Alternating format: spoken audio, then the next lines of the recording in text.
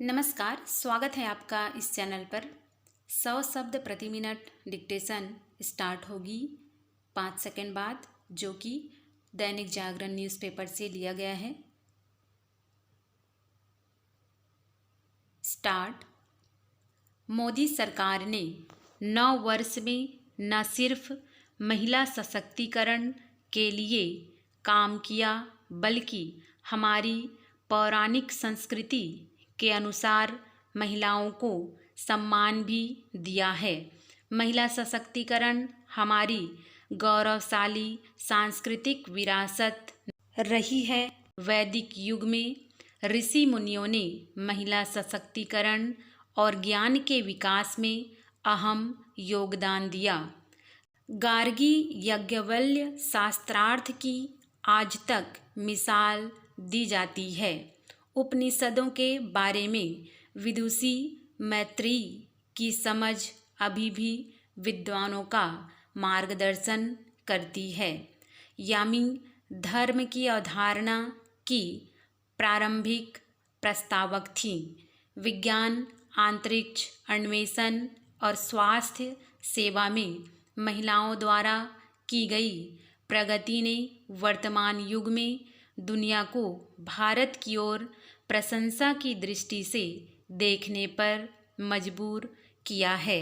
भारत में 80% से अधिक नर्स और दाई माताएं हैं जो कोविड महामारी में लोगों की सेवा के लिए खड़ी रहीं। प्रधानमंत्री नरेंद्र मोदी ने महिला सशक्तिकरण पर G20 सम्मेलन में मंत्री स्तरीय सम्मेलन के अपने संबोधन में विभिन्न क्षेत्रों में महिलाओं द्वारा निभाई गई परिवर्तनकारी भूमिका पर प्रकाश डालते हुए कहा था कि भारत में महिला सशक्तिकरण केवल एक विशेष क्षेत्र तक सीमित नहीं है। वास्तव में वह हर क्षेत्र में महिला नेतृत्व की क्षमता को आगे ले जाना चाहते हैं। मोदी जी ने महिलाओं के सशक्तिकरण से लेकर उन्हें नेतृत्व देने की क्षमता के लिए जो काम करना शुरू किया, उस दिशा में अमृत काल में महिलाओं को राजनीति में आरक्षण देना एक बड़ी उपलब्धि है। हाल में संसद के विशेष सत्र में मोदी जी के मार्गदर्शन में लोकसभा और विधानसभाओं में महिलाओं के लिए 33% सीटों के आरक्षण का मार्ग प्रशस्त करने वाला विधेयक पारित हुआ। इस महिला आरक्षण के कारण भावी राष्ट्र निर्माण में महिलाओं की बड़ी भूमिका नजर आ रही है। मुझे विश्वास है कि इस आरक्षण के लागू होने के बाद नारी शक्ति की भागीदारी के साथ समावेशी शासन के एक नए युग की शुरुआत होगी। महिला आरक्षण विधेयक की ऐतिहासिकता के साथ साथ उसके संदर्भ को भी समझना होगा। पिछले 9 वर्षों में नरेंद्र मोदी महिलाओं के नेतृत्व वाले विकास के मुखर समर्थक और सक्रिय प्रस्तावक रहे हैं। बेटी बचाओ बेटी पढ़ाओ जैसी पहल से लिंग अनुपात में सुधार हुआ और शैक्षणिक संस्थानों में लड़कियों का नामांकन बढ़ा। लड़कियों के लिए गुणवत्तापूर्ण शिक्षा सुनिश्चित करने में भी मोदी सरकार द्वारा प्रदान की गई छात्रवृत्ति की महत्वपूर्ण भूमिका है। प्रधानमंत्री सुकन्या समृद्धि और प्रधानमंत्री जन धन खाता जैसी योजनाओं ने 30 करोड़ महिलाओं की वित्तीय सुरक्षा एवं समावेशन में महत्वपूर्ण योगदान दिया है। मुद्रा योजना के माध्यम से महिलाओं को अपनी उद्यमशील क्षमता का लाभ उठाने के लिए सशक्त बनाया है। इस व्यवस्था ने न केवल महिलाओं की सामाजिक आर्थिक ज़रूरतों को पूरा किया बल्कि उन्हें गरीबी से भी उबारा। जब कोई परिवार भोजन, आवास, दवाइयों और पेयजल जैसी ज़रूरतों को पूरा करने के लिए संघर्ष करता है तो उस परिवार की महिला को सबसे अधिक पीड़ा होती है।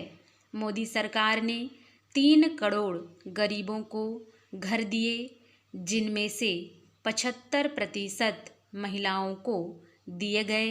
80 करोड़ गरीबों को मिलने वाले खाद्यान्न से भी सबसे बड़ी राहत महिलाओं को मिली। मोदी सरकार द्वारा 11 करोड़ जल आपूर्ति कनेक्शन और 50 करोड़ लाभार्थियों को स्वास्थ्य बीमा प्रदान करने से भी सबसे बड़ा लाभ महिलाओं को मिला। उज्ज्वला योजना के तहत जारी 9.6 करोड़ गैस कनेक्शन से गरीब महिलाओं को वायु प्रदूषण से छुटकारा मिला। मोदी सरकार ने मातृत्व अवकाश की अधिकतम अवधि बढ़ाकर कामकाजी महिलाओं को राहत प्रदान की है। लैंगिक रूढ़िवादिता को खत्म करते हुए मोदी सरकार ने पहली बार भारतीय सेना में महिला अधिकारियों को स्थायी कमीशन के योग्य बनाया। प्रधानमंत्री द्वारा महिला सशक्तिकरण के प्रयासों का ही फल है कि आज भारत के पास सबसे अधिक महिला फाइटर जेट पायलट हैं। यह भी देश के इतिहास में पहली बार है कि व्यावसायिक पायलटों की 15% सीटों पर अब महिलाओं का कब्जा है, जबकि वैश्विक औसत मात्र 5% है। देश की आधी आबादी के जीवन में व्यापक बदलाव लाने में पिछले 9 वर्षों में हासिल किए गए ये सभी मील के पत्थर जहाँ चाह वहाँ राह की इच्छा शक्ति का परिणाम है। महिलाओं के जीवन से जुड़े ज्वलंत विषय इसके पहले शायद ही कभी देश के राजनीतिक विमर्श के क्षेत्र में रहे हों। इतिहास साक्षी है कि कांग्रेस समेत कई विपक्षी दलों ने राजनीतिक स्वार्थ और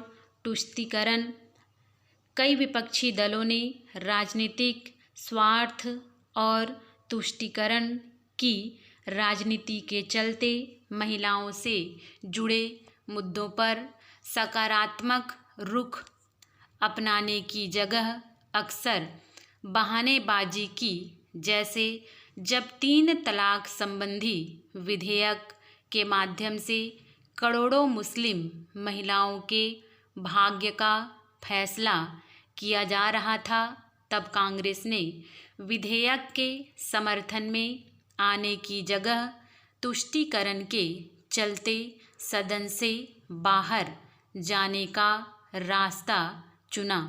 राष्ट्रपति पद के लिए द्रौपदी मुर्मू जी की उम्मीदवारी का समर्थन न करने और विपक्षी उम्मीदवार के पक्ष में समर्थन देने का कांग्रेस का निर्णय भी सर्वविदित है।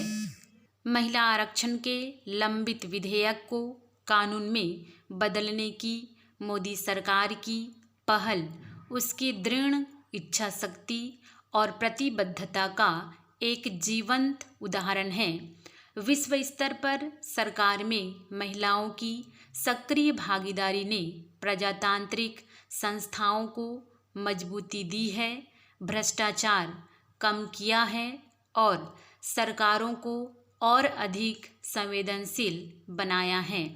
देश को समान प्रतिनिधित्व के माध्यम से लैंगिक समानता और सामाजिक समावेशन को प्राथमिकता देनी चाहिए। दोनों सदनों से पारित नारी शक्ति वंदन विधेयक के माध्यम से मोदी जी ने अमृतकाल में एक अधिक समावेशी संसदीय लोकतंत्र की मजबूत नींव रखी है, जहां महिलाओं की बात अधिक सुनी जाएगी और उनके मुद्दों पर अधिक जोरदार ढंग से चर्चा की जाएगी। मुझे विश्वास है कि अमृतकाल के दौरान 2047 तक भारत के विकसित राष्ट्र बनने के मार्ग में नारी शक्ति की एक विशेष भूमिका होगी। स्टॉप।